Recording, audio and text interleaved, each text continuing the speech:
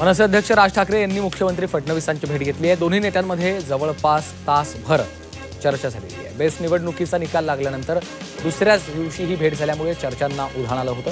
मात्र ही भेट शहर नियोजनासंदर्भात असल्याचं राज ठाकरे यांनी सांगितलं।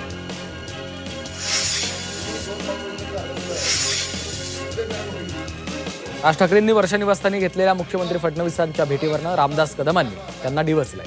बेस्ट पतपेढीतला पराभव आणि महापालिका निवडणुकीतील पराभवाच्या भीतीने ही भेट झाल्याचा दावा रामदास कदमांनी केला। तर ठाकरे ब्रँडचं नेमकं काय झालं हे जनतेला समजलं पाहिजे असा खरमरीत सवालही त्यांनी केला आहे। राज ठाकरे यांनी बेस्ट पतपेढीच्या निवडणुकीवर प्रतिक्रिया दिलेली आहे। बेस्ट पतपेढी निवडणूक हा छोटा विषय असल्याचं राज ठाकरेंनी म्हटलंय। या निवडणुकीमध्ये शिवसेना ठाकरे पक्ष आणि मनसेचा पुरता धुव्वा उडाला होता। बेस्ट पतपेढीच्या निवडणुकीमध्ये ठाकरेंना भोपळाही फोडता आला नाही।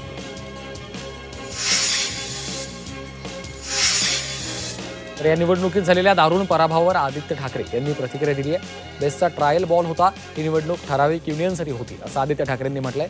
तर दोन भाऊ एकत्र येण्याची ताकद लवकर दिसेल असंही आदित्य ठाकरेंनी म्हटलंय। बेस्ट पतपेढी निकालानंतर भाजपनं ठाकरे गटाला दिवसलं। ठाकरे ब्रँड कोमात तर स्वदेशी देवाभाऊ जोमात असं म्हणत भाजपनं ठाकरेंना दिवसलं। सदरच्या सेना भवन परिसरामध्ये भाजपने जोरदार बॅनरबाजी केली आहे। नुकत्याच पार पडलेल्या बेस्ट पतपेढी निवडणुकीमध्ये ठाकरे बंधूंच्या पॅनलचा दारुण पराभव झाला आहे। शशांक राव यांच्या संघटनेच्या पॅनलनं राज्याचे सांस्कृतिक कार्यमंत्री तथा मुंबई भाजपचे अध्यक्ष आशिष शेलार यांची भेट घेतली। बेस्ट पतपेढीमध्ये विजयी झाल्याच्या पार्श्वभूमीवर शशांक राव यांच्या संघटनेच्या पॅनलनं आशिष शेलारांची सदिच्छा भेट घेतली आहे।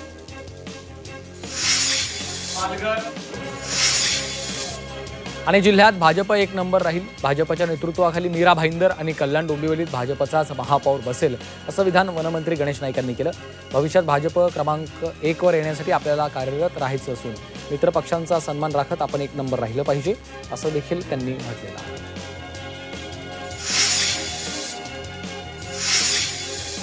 आमदार रोहित पवारांनी सिडकोमधल्या भ्रष्टाचाराबाबत केलेल्या आरोपांना मंत्री संजय शिरसाटांनी उत्तर दिलं। रोहित पवारांचे आरोप बिनबुडाचे असल्याचं त्यांनी म्हटलेलं आहे। सोबतच चर्चेत राहण्यासाठी ते सतत कुणावर तरी आरोप करत असतात असंही शिरसाट यांनी म्हटलं। शिवसेना ठाकरे पक्षाच्या नेत्या सुषमा अंधारे यांनी मंत्री नितेश राणे यांना वराह जयंतीच्या शुभेच्छा दिल्या। नितेश राणे यांनी त्यांच्या अनुयायांनी वराह जयंती वराह अवतारामध्ये साजरी करावी असं अंधारे यांनी म्हटलेलं आहे। निवडणूक आयोग त्यांच्या वेबसाईटवर माहिती लपवून ठेवतंय, ते सत्य माहिती सांगत नाहीयेत। मतदार यादी देखील निवडणूक आयोगाने हटवली असा आरोप काँग्रेस नेते नाना पटोले यांनी केला। यावर केंद्र सरकारनं निवडणूक आयोगाच्या विरुद्ध FIR दाखल करावी अशी मागणी केली आहे। पालघर जिल्ह्यात शिवसेना ठाकरे पक्षाला मोठा धक्का बसला। पालघरमधील शिवसेना ठाकरे पक्षाचे 4 ते 5 माजी नगरसेवक आणि पदाधिकारी भाजपात प्रवेश त्यांनी केलेला आहे। महापालिका निवडणुकीच्या दृष्टीने शिवसेनेला मोठा हादरा बसलाय। विधानसभा निवडणुकीत मोठा विजय मिळाल्यानंतर भाजपने महापालिका निवडणुकीसाठी कंबर कसल्याचं स्पष्ट होतं।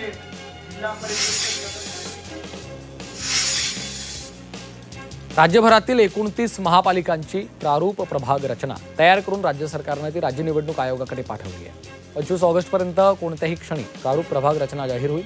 त्यानंतर सप्टेंबरमध्ये अंतिम प्रभाग रचनेवर शिक्कामोर्तब होईल। त्यापाठोपाठ प्रभागांमधील आरक्षणाची सोडत होऊन निवडणुकांचा बार उडेल। म्हणजेच नव्या वर्षात राज्यातल्या 29 महापालिकांमध्ये नवे महापौर बसतील।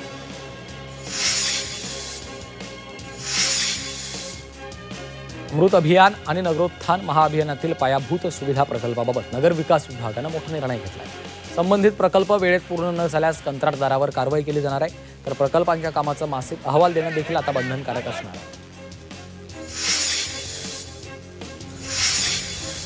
कल्याणमध्ये रस्त्यांवरील खड्ड्यांवरून माजी नगरसेवक महेश गायकवाड यांनी आक्रमक पवित्रा घेतला। महापालिका अधिकाऱ्यांची भेट घेत गणेशोत्सवापूर्वी खड्डे बुजवा अन्यथा अधिकाऱ्यांचं विसर्जन करू असा इशारा त्यांनी महापालिकेला दिलाय। ADMCच्या महापालिका अधिकाऱ्यांची भेट घेत त्यांना निवेदन देण्यात आलं। भिवंडीमधील पिते ते वासुंद्री या रस्त्याची दयनीय अवस्था झाली आहे। या रस्त्यावर मोठे खड्डे पडले, त्यामुळे या रस्त्यांवरून प्रवास करताना नागरिकांचे हाल होत आहेत। तसेच या रस्त्याची दुरुस्ती करावी अशी मागणी होती।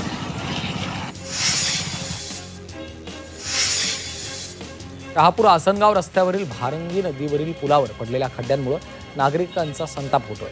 प्रशासनाकडे वारंवार तक्रारी करूनही काहीच कारवाई न झाल्यानं एका युवकानं आपला रोष व्यक्त करत थेट खड्ड्यातील साचलेल्या घाण पाण्यात तोंड धुतलं.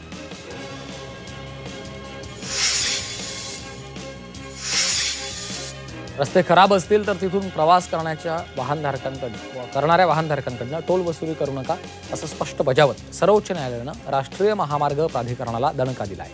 खराब रस्ते आणि वाहतूक कोंडी असल्यास टोल वसुली नको असं देखील कोर्टानं म्हटलं.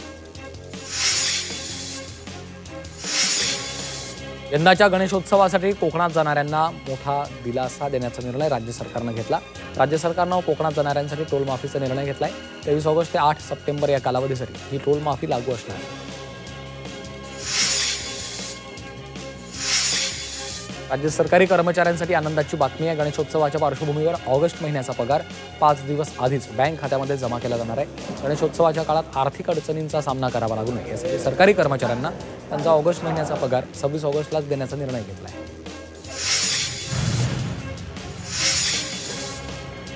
गणेशोत्सवाच्या पार्श्वभूमीवर मुंबई गोवा राष्ट्रीय महामार्गावर अवजड वाहनांची वाहतूक बंद केली जाणार आहे. 23 ऑगस्टला मध्यरात्री 12 पासून ते 28 ऑगस्टला रात्री 11 पर्यंतच्या कालावधीत ही बंदी लागू असेल. त्यामध्ये truck, multi axle, trailer, lorry आदींचा समावेश आहे.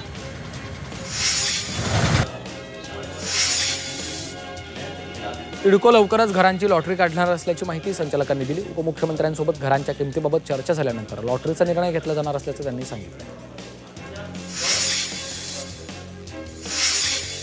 म्हाडाच्या कोकण मंडळाच्या घरांसोबत जमिनीच्या विक्रीसाठी लॉटरी काढण्यात आली. यासाठी 1,03,000 अर्ज प्राप्त झालेत. तर यापैकी 69,692 अर्जदारांनी अनामत रक्कम भरली आहे.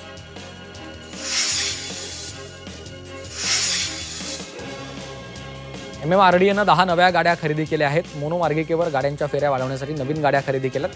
मात्र या गाड्या अद्यापही प्रवासी सेवेत दाखल झाल्या नाहीत. नवी मुंबई आंतरराष्ट्रीय विमानतळाचं उद्घाटन ऑक्टोबरमध्ये करण्यात येणार आहे. त्यानंतर डिसेंबरमध्ये या विमानतळावरून विमानसेवा सुरू होणार आहे. त्यामुळे विमानतळाच्या कामाला गती येणार असल्याची माहिती सिडकोच्या व्यवस्थापकीय संचालकांनी दिली आहे. मुंबईतील वडाळ्यात जीएसटी भवनात कार्यालय उभारण्यात येत आहेत. या इमारतीचं काम डिसेंबर 2026 पर्यंत पूर्ण करण्याचे निर्देश उपमुख्यमंत्री अजित पवारांनी दिले. हे काम पूर्ण झाल्यानंतर या इमारतीमध्ये मुंबईमधील भाड्याच्या जागेमध्ये असलेली शासकीय कार्यालय स्थलांतरित करण्यात येणार आहे.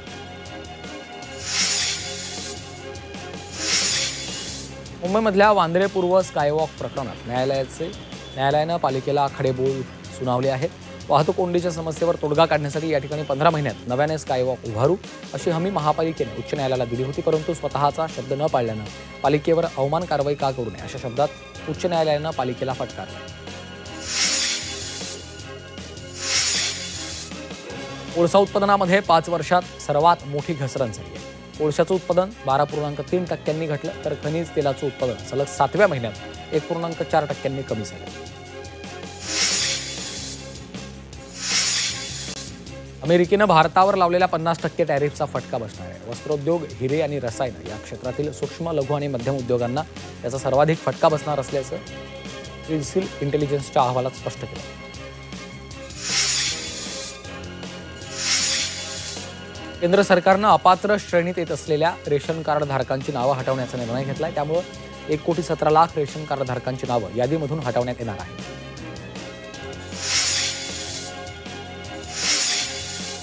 देशात बेकायदेशीरपणे वास्तव्य करणाऱ्या बांगलादेशींना जामीन दिल्यास घुसखोरांना प्रोत्साहन मिळेल असं म्हणत मुंबई उच्च न्यायालयानं जामीन फेटाळलाय.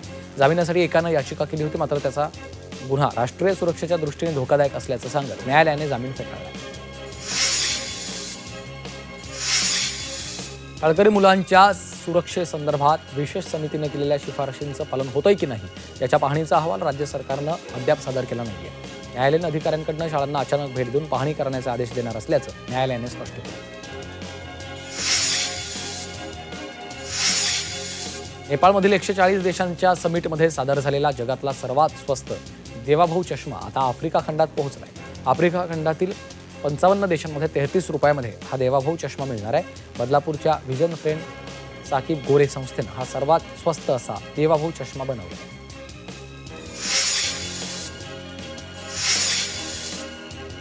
मुंबई विद्यापीठानं पदवी आणि पदव्युत्तर अभ्यासक्रमाच्या प्रवेश प्रक्रियेला 25 ऑगस्टपर्यंत मुदतवाढ दिली. पुनर्परीक्षा आणि पुनर्मूल्यांकनाचे निकाल जाहीर होण्यास विलंब झाल्याने हा निर्णय घेण्यात आला. त्यामुळे विद्यार्थ्यांचा प्रवेशाचा मार्ग मोकळा झाला.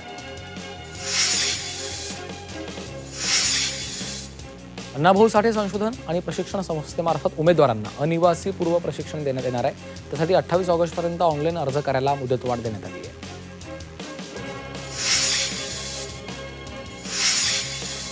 आधार क्रमांक वैध ठरणाऱ्या विद्यार्थ्यांना शिक्षण विभागाच्या विविध योजनांचा लाभ मिळणार आहे.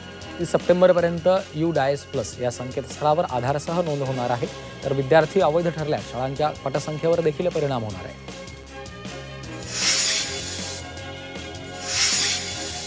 महाराष्ट्र शिक्षक पात्रता 2024 परीक्षेचा निकाल जाहीर करण्यात आला. महाराष्ट्र राज्य परीक्षा परिषदेच्या संकेतस्थळावर ऑनलाईन पद्धतीनं परीक्षेचा अंतिम निकाल जाहीर केलाय. 1 ते 8 सप्टेंबर या कालावधीत उमेदवारांचे पात्रता प्रमाणपत्र देखील देण्यात येणार आहे. अनेक शहरात मोकाट कुत्रे हैदोस घालतात. त्यामुळे संबंधित विभागाच्या अधिकाऱ्यांवर कारवाई का केली जाऊ नये अशी विचारणा मुंबई उच्च न्यायालयाच्या नागपूर खंडपीठाने केली. तर या संदर्भात महानगरपालिका आणि पोलीस आयुक्तांना 9 सप्टेंबरपर्यंत प्रतिज्ञापत्र सादर करण्याचे निर्देश दिले.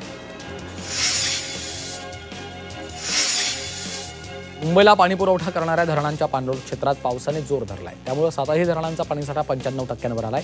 त्यामुळे मुंबईकरांची पाणी चिंता मिटली आहे. 4 दिवसात धरणसाठ्यात 5% वाढ झाली. शहापूर तालुक्यातल्या अनेक गावांमध्ये भात शेतीवर बगल्या रोगाचा प्रादुर्भाव झाला. त्यामुळे भात शेतीचं मोठं नुकसान झालं असून शेतकरी चिंतेत सापडले. शेतकऱ्यांच्या या समस्येकडे कृषी विभागाने लक्ष देऊन तत्काळ उपाययोजना कराव्यात अशी मागणी केली आहे. कल्याणच्या कुंभारवाड्यात गणपती मूर्तींचं काम अंतिम टप्प्यात झालं. बाप्पांची मूर्ती सुंदर आणि सुबक दिसण्यासाठी मूर्तिकार कामात मग्न झाले. गणपतीच्या कारखान्यात कामाची लगबग सुरू आहे. उच्च न्यायालयाच्या आदेशाप्रमाणे 6 फुटांपर्यंतच्या सर्व गणेश मूर्तींचं विसर्जन केवळ कृत्रिम तलावामध्ये करण्यात येणार आहे. त्यामुळे कृत्रिम तलाव आणि फिरत्या विसर्जन व्यवस्थेमध्ये वाढ करण्यात आली आहे अशी माहिती महापालिका आयुक्त सौरभ राव यांनी दिली आहे. मुंबई महापालिकेकडून अनधिकृत बांधकामांवर कारवाई करण्यात येणार होती. मात्र गणेशोत्सवात कोणतीही कारवाई न करण्याचे आदेश महसूल मंत्री चंद्रशेखर बावनकुळे यांनी दिलेत. तर गणेशोत्सवामध्ये नोटिसा न देण्याचेही निर्देश दिले.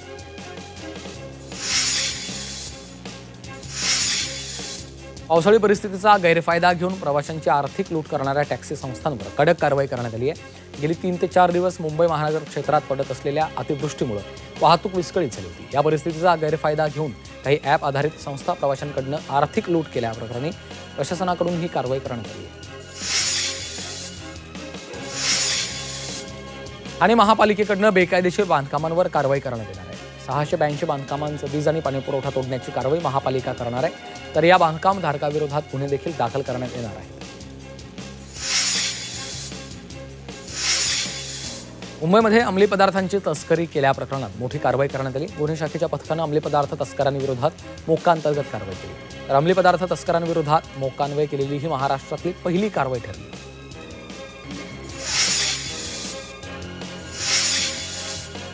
मिठी नदी गाळ उपसा घोटाळा प्रकरणामध्ये पोलिसांनी एकाला अटक केली आहे. मुंबई पोलिसांच्या आर्थिक गुन्हे शाखेने ही कारवाई केली. शेरसिंह राठोड असं या कंत्राटदाराचं नाव असून बोरिवलीतून त्याला अटक करण्यात आली. त्याला आजच कोर्टामध्ये हजर केलं जाणार आहे. सूत्रांच्या माहितीनुसार सुरुवातीला दाखल करण्यात आलेल्या FIRमध्ये या कॉन्ट्रॅक्टरचं नाव नव्हतं. मात्र तपासादरम्यान त्याचं नाव समोर आलं आणि त्यानंतर ही कारवाई करण्यात आली. मुंबईमध्ये गणेश मूर्तींच्या आगमनावेळी झालेल्या गर्दीचा चोरट्यांनी फायदा घेतला. या गर्दीत 64 मोबाईल, 4 सोनसाखळ्यांची चोरी झाली. गणपती मिरवणुकांमध्ये मोठ्या संख्येनं भाविक सहभागी झाले होते. त्या गर्दीत चोरांनी संधी साधून नागरिकांचे मोबाईल लंपास केले.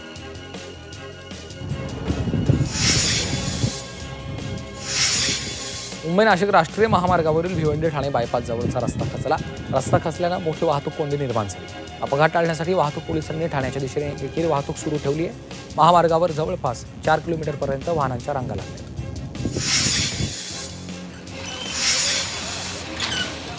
भिवंडी वाडा महामार्गावरील रस्त्याची चाळण झाली. रस्त्यावरील खड्ड्यांमुळे टेम्पो उलटला होता. खड्ड्याचा अंदाज न आल्याने अपघात झाला. बांधकाम विभागाचं दुर्लक्ष होत असल्याचा आरोप करण्यात आला.